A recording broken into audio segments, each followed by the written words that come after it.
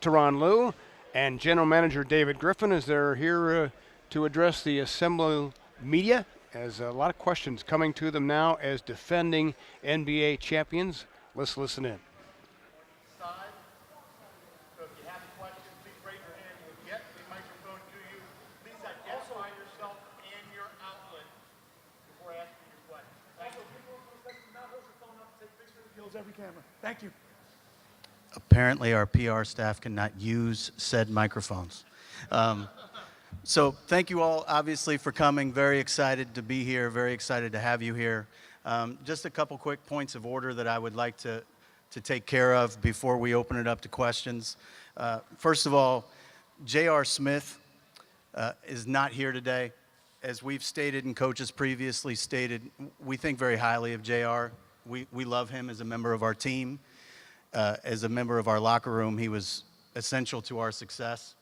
And for that reason, we've made an incredibly competitive and aggressive offer to re-sign him. We hope that gets done in very short order.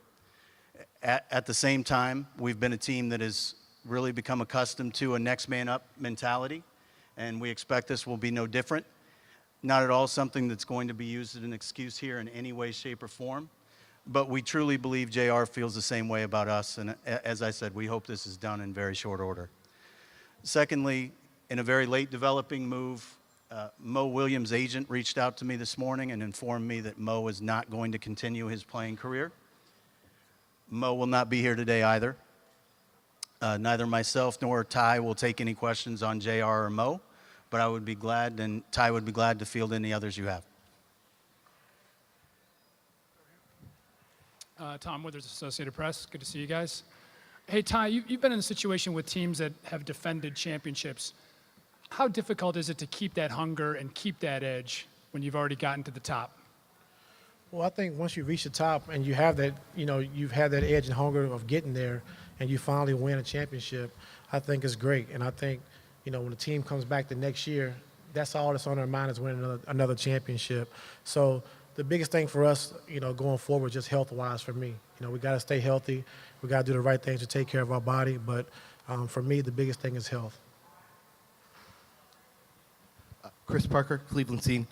Coach, you didn't have a lot of practice during the year. You talked about the possibility of being able to get everybody together on the court. You had some time during the playoffs. I was wondering what it was going to mean for you guys to have everybody healthy and beginning training camp together in the room. I mean, aside from JR. Oh, well, it's big. Last year coming into camp, Kyrie was out, Shump was out, Kevin wasn't himself. So just having everyone healthy coming back after winning a championship, and we know last year is over, but I think it gives us a great boost of going into this season. And, we're going to gradually continue to get better every single month, every single game. And I'm just very excited that we have everyone's health. Jason Lloyd, Akron Beacon Journal. Dave, what do you do now if there is a thin spot? It would seem to be point guard if Mo's not coming back. Just what are your plans there behind Kyrie? Obviously you have K, but anything else in mind? Well, I think throughout the summer, and many of you have written on this as well, it was in debate what Mo was going to choose to do. He vacillated a little bit, and so we were planning for this eventuality throughout. We feel very comfortable with where we are at the point guard position, the versatility we have in our lineup to absorb that. We have other people that can guard the position. Because of LeBron, we have additional people that can also play the position offensively. And frankly, we're really excited about finding out what some of the young players on our roster can do. This is a training camp that for the first time I've been here, I think will be incredibly competitive relative to roster spots themselves. And we're really excited about the guys that we have in camp that have a chance to earn a job. And Kay Felder being one of those kids that we anticipate will have a good run at something for us. So we feel comfortable with the point guard position as we sit. At least from a front office perspective, we do. Tony Mitchell with ESPN Radio Mansfield. Coach Lue, you've been a champion as a player. You've been a champion now as a coach. Honestly, which is a better feeling? All of them. They all feel great. Anytime you can come out on top at the end of the season, we know how tough the season is and how blessed and lucky you have to be with health and the strength to get through a full season. And anytime you can come out on top is big, whether you're a player or a coach. Josh Weir from the Canton Repository for you, Ty. You have one of the most experienced rosters probably in the NBA, but that also means you have one of the oldest rosters. How does that, if at all, affect the way you coach during the regular season, looking at how long this regular season is? Well, it's always been important for me is, guys' health, coming in to the playoffs with everyone healthy, with everyone well rested. And, they talk about us being old and, having an experienced team, but Kyrie's young, Tristan's young, K-Love's young, Shump's young. So the core of our team and what we're trying to do, they're young. And Bron has a body of a 19-year-old. So, going forward, I just don't think our team is old. But we do have to watch, our minutes and watch our, going forward. We got to watch so we can have our health going into the playoffs. Coach Lou, Nick Michaels, ESPN Radio Mansfield. You were under Doc Rivers. What was the biggest piece of advice he had for you in the finals, and how did that translate into the victory? Just stay the course. We got down 3-1. We knew it was going to be tough to fight back, but our team was resilient, and they've been resilient all last season. So just stay the course, one game at a time, and our team did that. And it's a tribute to those guys for how hard they played and sticking to the game plan and having belief that we can still come back and win. Emmett Golden, ESPN Cleveland. This is for both of you gentlemen. A lot of athletes have decided to protest during the national anthem around the country. Have you talked to your players about it? Do you plan on talking to them? And if so, how would you feel if one of them decided to protest during the national anthem? Well, we have the greatest country in the world, and we've earned the right to protest when you want to protest. And we respect the troops, we respect the flag, we respect our anthem. And, you have earned the right to protest, so whatever they do, then we got to stick behind our players and be ready to, have their support and have their back. But I just hope when they do it, it's for the right purpose and for the right cause. And not, the thing that I don't like is when someone says the wrong thing about it, they take that and run with it instead of talking about the problem that we have at hand. So for me, I just hope that we can move forward, we can address the issue, and we can do something positive about it. Chris Fedor, Cleveland.com. Ty, being around the team, there's been conversation about a championship hangover going back to that. Sure. Sorry, if I could just add to what you asked, Emmett.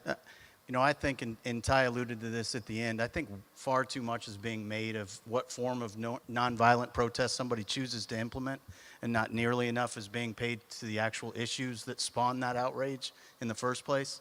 I think this is a situation for us where nonviolence and direct action, as Dr. King said, is supposed to engender a sense of moral shame.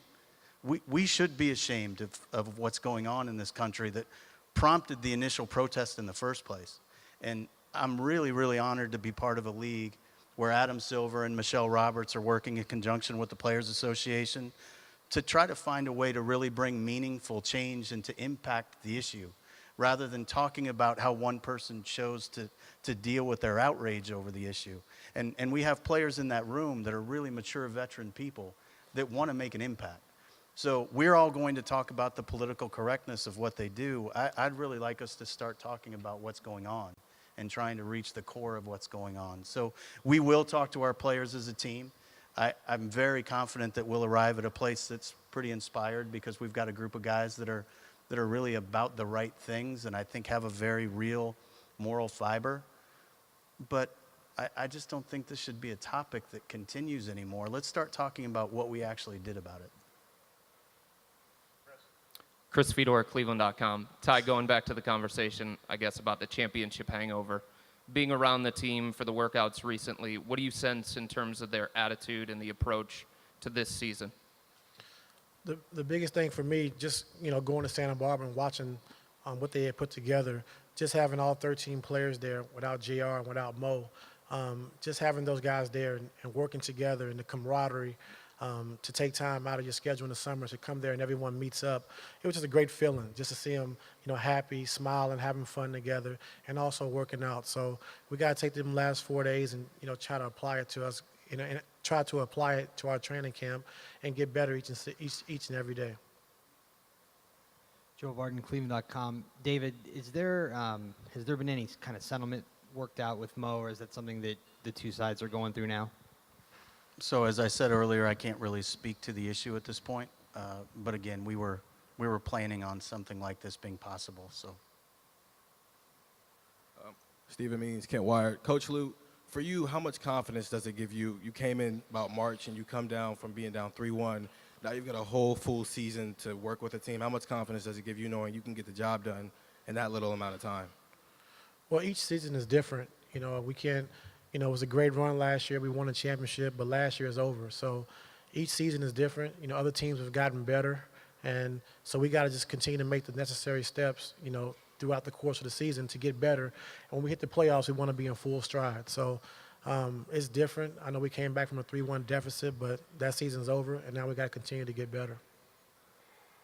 Ty, Kenny Rhoda, WHBC Radio here in the back. As you look at this season, you said you're not an old team, but as we saw last year, being healthy going into the playoffs is the most important thing. How do you maybe plan on adjusting or working minutes with some of your veteran players to keep them fresh and even sitting some guys out? I'm not going to talk minutes this early, but, we're going to do the right thing, for our players and the necessary things for our players to make sure they have their health. And we have a great training staff here, so they understand when they're in that red zone, and guys might need days off or games off. But as far as minutes, we're not going to talk minutes right now because I'm not sure. Jeff Shudell, News Herald. Ty, this is for you. Since you took over in mid-season and really kind of implemented your system as you went along, what can we expect to see since now you'll get into that from the start of training camp? Just the same thing we've been doing. We've been preaching the whole half of last season of just trust, sacrifice, sharing the basketball, the willingness to pass the ball when a guy is open. And I thought our team did a great job about the second half of the season. So coming into this season, just want to build off of that and continue to get better. Coach Lou, George Davis, Sportsmax, Kingston, Jamaica. Based on where you were as a coach last year and where you are now heading into the new season as a champion, the experience of last year, how different is Tyronn Lue as a coach going into this season as opposed to where you were last year? I don't know. We haven't played a game yet, so I don't know. But for me, it's just, now we have a full season and having a training camp and having our preseason games and, the talent that we have, trying to put it together in the best way possible. So I'm just excited about that, having my coaching staff back who did a great job last year for me and guided me through this process. So I'm just excited to start a new year and I'm going to continue to get better, and I know that, and I'm going to get better as the season goes along. Ken Miller, Call Post newspaper. Coach, I want to reflect back a little bit since you haven't played or coached in a game this season yet. If you had to describe in one song and one movie what this journey has been like winning this first championship for the Cleveland Cavaliers, what would that song and what would that movie be? And the same question for you too, Griff. Well, let Griff answer that. I don't know. How would I know that? No, I don't. Go ahead, Griff. You got it. So that's a great question. Now I think after he talks. It's a great question. I think one of the songs that's sort of been an anthem, I think, for my sporting life has been Still Haven't Found What I'm Looking For. I think to some degree that's what we were as a team. We were searching for it and seeking to find it. And I think we found all of those things that he talked about over the course of last year in terms of willingness to sacrifice and selflessness with each other. I just really look forward, hopefully, to us continuing to build on that. But that would be the only thing that comes to mind from a song perspective at that point. Movie for me, I think, Remember the Titans. Is that Denzel, right? Yeah, that's a great movie. We had as many guys in our locker room that can't sing. I know, right? David, Sam Amico, Fox Sports Ohio. I'm Oh, two. Yeah. What did Jordan McRae do this summer that you liked, maybe made you guys' life a little bit more interesting now? So I think what Jordan did as a player with us in Summer League was because we put the ball in his hand, we got to see him do some things both as a point guard and as a shooting guard.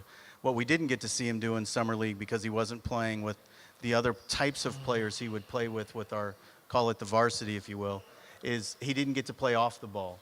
And so what we need to see Jordan be able to do is to play the role that he would actually have on our team, We put him in a little bit of an unfair position this summer. He really excelled in it, but it's difficult to build a lot in terms of expectations of Jordan based on that because the fit is so different from what he'll experience with this group. The one thing Jordan did all summer long, though, that we take a great deal of at least optimism and comfort in is he worked incredibly hard. He and Derek Millender worked very hard in the weight room. He's put on 8 pounds, I believe, which is important for him, particularly from a defensive perspective. So Jordan's going to do whatever it takes to succeed, and that fits the ethos of this team for sure. That's it. Ty, Tony Zarella, Cleveland 19 News. What did you take? How was the rest of the summer? Busy. It's crazy.